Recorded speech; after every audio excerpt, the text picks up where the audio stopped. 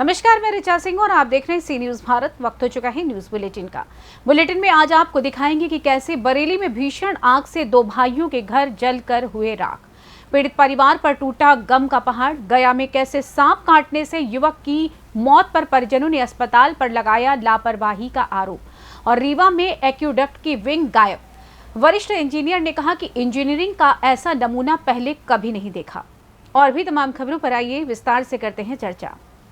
खबर बरेली के बहेड़ी से है, जहां क्षेत्र के मंडनपुर जुनूबी गांव में दो सगे भाइयों के छप्पर नुमा मकानों में अज्ञात कारणों के चलते भीषण आग लग गई, जिसमें दोनों घरों का सारा सामान जलकर राख हो गया, जिसके चलते दोनों परिवारों पर गम का पहाड़ टूट पड़ा है। आपको बता दें कि मंडनपुर गाँव में इकबाल खान और आसिफ खान दोनों भाई हैं, जो कि मजदूरी करके अपने परिवार का पालन पोषण करते हैं। दोनों भाइयों के छप्पर नुमा कच्चे मकान थे, जिसमें आज दोपहर अचानक भीषण आग लग गई। स्थानीय ग्रामीणों ने आग बुझाने का प्रयास किया, लेकिन आग लगने से घर में रखा अनाज, जमा पूंजी, कपड़े, बिस्तर आदि जरूरत का सारा सामान सब कुछ जलकर राख हो गया। आग लगने के कारणों का खबर लिखे जाने तक पता नहीं चल पाया। आग इतनी भयावह थी कि देखते ही देखते सब कुछ जलकर खाक हो गया, जिसके चलते दोनों ही परिवारों के सामने जीवन यापन करने की बहुत बड़ी समस्या खड़ी हो गई है। और अब इस मुश्किल वक्त में पीड़ित परिवार ने प्रशासन से मदद की गुहार लगाई है। लगभग 1-1:30 बजे का मैं बहेड़ी दुकान से आया था, तो आया हूँ तो आने घर में बैठा तो एकदम पीछे धुआं उठा। छोटे छोटे बच्चे आप लोग घर में आग लगी, घर में देखा जाके तो मतलब इतनी बेकाबू आगी हो गई कि मतलब बुझा ही नहीं पाए से। इधर भाई का बराबर में, मतलब दो भाई आप रहते हो यहाँ? हाँ, बराबर 2 मकान है। अच्छा, तो आग लगने की वजह कोई पता लग पाई? वजह नहीं पता लग रही क्या हुआ, एकदम अचानक आग लगी घर के अंदर। फिर क्या किया आप लोगों ने आग लगने के बाद? मोहल्ले पड़ोस वाले आ गए और मतलब बाल्टी उल्टी भर के बुझाने लगे, वरना बुझा नहीं पाए, ना कुछ बचा पाए। कितना सामान आपका इसमें जल गया? कितना नुकसान सामान तो पूरी गृहस्थी का ही है, लेके एक सुई से लेके और सब खाने पीने का ही सामान है, सभी है, लिहाफ बिस्तर कपड़े बच्चों के सारे। क्या करते हैं आप? काम क्या करते हैं? मैं तो यही मेहनत मजदूरी करता हूँ। अच्छा, और आपके भाई? ये भी मजदूरी करते हैं, खेती पैर की, अपने कसी भोड़े की। बरेली से सी न्यूज संवाददाता अब्दुल वाजिद की रिपोर्ट। खबर बिहार के गया से है, जहां बाराचट्टी थाना क्षेत्र अंतर्गत पदुमचक गांव के 30 वर्षीय युवक टुनटुन प्रसाद पिता गौरी प्रसाद की मौत सांप काटने से हो गई। जानकारी के अनुरूप बताया जाता है कि मृतक सुबह शौच के लिए बधार में गया था। इसी दौरान जहरीले सांप ने उसे डस लिया, जिससे वो अचेत हो गया। तत्पश्चात उन्हें नजदीकी सामुदायिक स्वास्थ्य केंद्र बाराचट्टी लाया गया, जहाँ चिकित्सकों ने उन्हें मृत घोषित कर दिया। हालांकि इधर परिजनों ने अस्पताल पर आरोप लगाते हुए कहा कि जब हम लोग युवक को लेकर आए तब यहां कोई चिकित्सक उपलब्ध नहीं था। लगभग आधा घंटा इंतजार किया, जिसके बाद युवक ने दम तोड़ दिया। सूचना पाकर बाराचट्टी थाना पुलिस पहुंची और शव को अपने कब्जे में लेकर अंतिम परीक्षण के लिए मगध मेडिकल सह अस्पताल भेज दिया। इधर गांव में मातम पसरा हुआ है। हम कहना चाहते हैं कि हमारे मरीज का सांप काटा था। यहाँ पे गांव के आदमी लोग लेके आए, 20 मिनट से 30 मिनट यहाँ रुके। यहाँ कोई सुविधा नहीं रहने के कारण मरीज एक्सपायर कर गया। यहाँ से कुछ कार्रवाई होना चाहिए। अस्पताल में कोई सुविधा नहीं है यहाँ पे। लेकिन डॉक्टर का कहना है कि यहाँ से तुरंत डॉक्टर के लिए ले जाया गया था मरीज को। डॉक्टर का कहने से क्या होगा? डॉक्टर यहाँ पे थे, कौन डॉक्टर थे यहाँ पे? बोलिए, उनको बुलवाइए, बात करेंगे। डॉक्टर कहाँ है? डॉक्टर कौन डॉक्टर थे यहाँ पे जो ले गए? राजेश को बोला यहाँ 20 मिनट रुका, 20 मिनट में सुई नहीं पड़ेगा तो किस लिए हॉस्पिटल है? हॉस्पिटल का मतलब है कि 24 घंटा सेवा उपलब्ध रहना चाहिए। कितना बड़ा कितना बड़ा क्या होना है, क्या करवाया होगा यहाँ पे? क्या आपका परिचय है?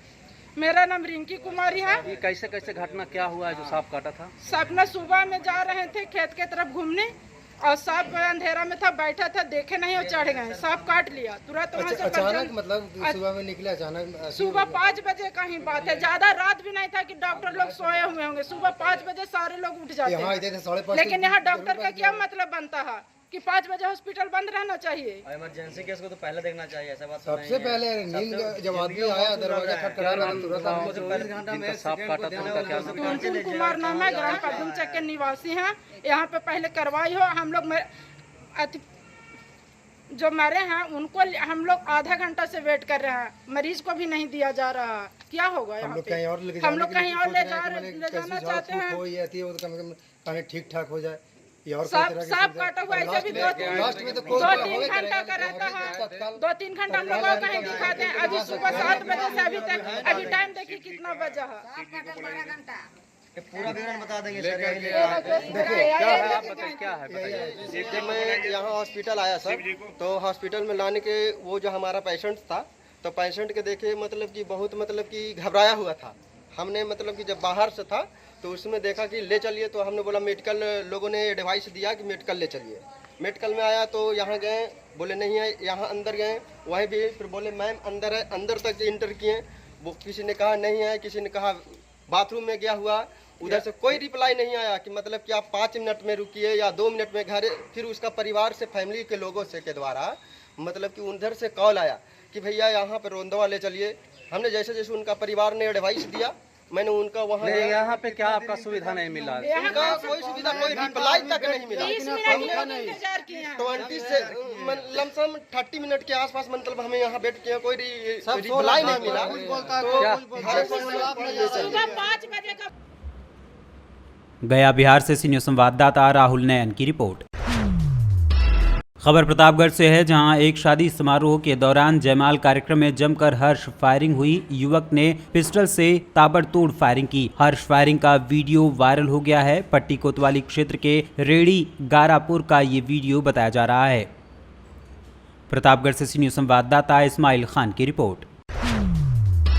खबर मध्य प्रदेश के रीवा जनपद से है, जहां अधीक्षण अभियंता बाणसागर नागेंद्र मिश्रा ने बताया कि ऐसी घटिया इंजीनियरिंग का नमूना देखकर उनका दिमाग गच्चा खा गया। जाहिर है ये सब अपना जमीर बेच चुके हैं। इंजीनियर और भ्रष्ट ठेकेदारों की करामात का ये नमूना है। गौरतलब है कि हनुमाना क्षेत्र के कई बांधों और नहरों के कार्य ठेकेदार विजय मिश्रा द्वारा किए गए हैं। इंजीनियर नागेंद्र मिश्रा ने बताया कि नहर की एंट्री हैंग है, जिसका मतलब ये है कि वो टूटकर काम करना बंद कर चुकी है। एक्यूडक्ट की गायब होने के पीछे उन्होंने कहा कि ये भ्रष्टाचार की इबारत है। उन्होंने बताया कि जो घटना सुपर पैसेज में देखने को मिली, जहां नाला और नहर की आपस में टकराव की वजह से नहर डैमेज हुई, वहीं यहां एक्यूडक्ट के ऊपर से जाते नाले में भी देखा गया। अधीक्षण यंत्री ने बताया कि स्लूस के चलते दिक्कत हुई है, जिसमें नहर के बेड लेवल और इन्वर्ट लेवल क्या है, ये जांच का विषय है। जब तक जांच नहीं होती और इन भ्रष्टाचारियों पर कार्रवाई नहीं होती, तब तक किसानों की आय दोगुनी तो दूर, यदि उनकी मूल लागत भी मिल जाए तो बड़ी बात है। ये फिर आप ये देखें कि जो स्ट्रक्चर है, शायद इसमें दोबारा 2 बार 3 बार काम हुआ है। ये विलक्षण स्ट्रक्चर है। आप ये देखेंगे कि डाउन स्ट्रीम में एक तरफ तो विंग है, एक तरफ विंग है ही नहीं। हम तो ऐसी इंजीनियरिंग का, आप क्या कहूँ मैं इसको। हाँ, डाउन स्ट्रीम में एक तरफ विंग है, दूसरी तरफ नहीं है। हाँ। मैं डर रहा हूँ उसको देख करके कुछ कहने में। तो ये कैसा है, किस तरह का फ्लॉ है, ये कैसी गलती है? जो है गच्चा खा रहा है। मतलब इंजीनियर नहीं है किसी, हमारा ज्ञान पूरी तरह से देखकर गच्चा खा रहा है। शुरू से उसको मैं 2-3 बार देख चुका हूँ, बहुत समझने की कोशिश किया, मुझे समझ में नहीं आया। अब आप देख लीजिए खुद, और ये देख लीजिए कितना कट गया। यही जो आपने वहाँ सुपर पैसेज में देखा था, वही घटना एक्यूडक्ट में हो रही। देख रहे हैं कि ये जितना पानी यहाँ का है, ये डोमा सीर कहलाती है।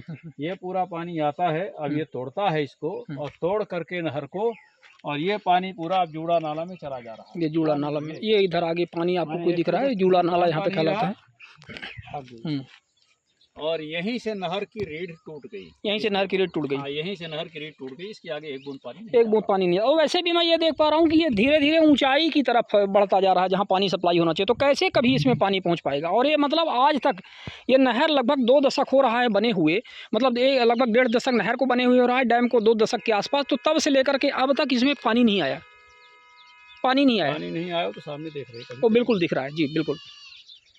और इसमें आप कुछ ऐड करना चाहेंगे? बेट यही कह रहे हैं कि स्ट्रक्चर के, एक तो इनके लेवल का जो इनके शुरू से संबंध क्या है, क्यों किस वजह से शुरू से पानी नहीं बढ़ा। स्लूस के चलते जो है इन स्ट्रक्चर। क्या शुभ नाम है आपका? सुखवंत पांडे। सुखवंत पांडे जी, किस गांव के निवासी हैं? टटीहरा गांव। ये आपका जूड़ा जो यहाँ पर बांध है, हमने ये देखा जूड़ा बांध हनुमाना तहसील में, वहाँ से जो ये नहर आ रही है, ये बताया जा रहा है कि नहर का पानी नहीं आता, फिर भी आपसे वसूली पानी की कैसे की जा रही है? जी सर, वसूली की जाती है। हम लोग मोटर लगा के जूड़ा से सींचते हैं, कहते हैं मेरे डैम का पानी है, और पनकट के नाम पे वसूली करते हैं। अच्छा, तो मतलब डैम में सीधे आप मोटर लगा करके पानी उपयोग करते हैं, लेकिन ये नहरों की सप्लाई के नाम पर आपसे पानी ले रहे हैं? हाँ ऐसा आप कहना है। जी। तो क्या ऐसा इनको नहीं करना चाहिए, क्योंकि इनके नहर का तो पानी आपके पास आ नहीं रहा है? वो कहते हैं कि हो गया डैम का मेरा पानी है, पनकट तो मुझे चाहिए ही, चाहे आप नाले से सींचिए या कि नहर से। इस प्रकार के कितने किसान हैं जिनसे वसूली कर रहे हैं? बहुत से किसान हैं सर, जितने भी इनके सिंचाई कर रहे हैं मतलब मोटर के द्वारा, कुछ डैम में लगा के सींचते हैं। हम तो डैम में नहीं लगाते, नाला में लगाते हैं, पर आता डैम का ही पानी है। मतलब नहर का पानी आपको नहीं मिल पा रहा है, आप किसी तरह से नाले में मोटर लगा करके पानी निकाल रहे हैं, पर ये वसूली आपसे नहर का कर रहे हैं जी। इस विषय में जो आसपास के किसान हैं और जो सरपंच वगैरह और गांव के गणमान्य नागरिक इसका विरोध किए कभी? जल संसाधन विभाग को कभी बोले कि हम चाहे तो पनकट बंद कर दें, मोटर से भी सींचो या बोर कराओ, उसका भी हम पनकट ले लेंगे आपसे। अच्छा, यही बताते हैं। उसका भी ले लेंगे। हाँ। मतलब एक तरह से तानाशाही है, हिटलर शाही है। जी। अच्छा, देखिए अभी पिछले कुछ समय से आपने देखा कि कैसे मऊगंज और हनुमना क्षेत्र में हमने कुछ बांधों का निरीक्षण किया, जिसमें से एक बेलहा बांध था, दूसरा एक जूला बांध था। बेलहा बांध मऊगंज में आता है और जूला जो बांध है वो जूला टटहीरा जो कोल्हा ग्राम है वहाँ पर हनुमना क्षेत्र में आता है। इससे जुड़ी हुई नहरें भी हमने देखी हैं। हमारे बीच में जो वरिष्ठ रिटायर्ड अधीक्षण अभियंता श्री नागेंद्र प्रसाद मिश्रा जी थे और साथ में जो चीफ इंजीनियर मानसागर नहर मंडल के वो भी रिटायर्ड श्री शेर बहादुर सिंह परिहार जी थे। इन सब का हमने वहाँ पर वक्तव्य भी लिया, इन्होंने अपना स्टेटमेंट में दिया।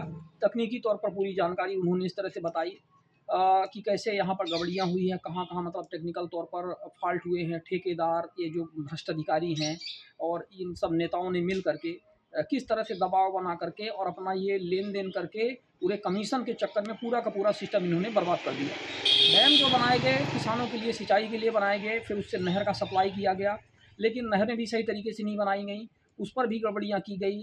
ऊंचाई, जहाँ पानी सप्लाई होता है उधर ऊंचाई कर दी गई, जहाँ से पानी सप्लाई होता है वहाँ पे नीचे, तो नहरें भी जगह जगह टूट गई। बहुत सारी तकनीकी जानकारी आपने प्राप्त की।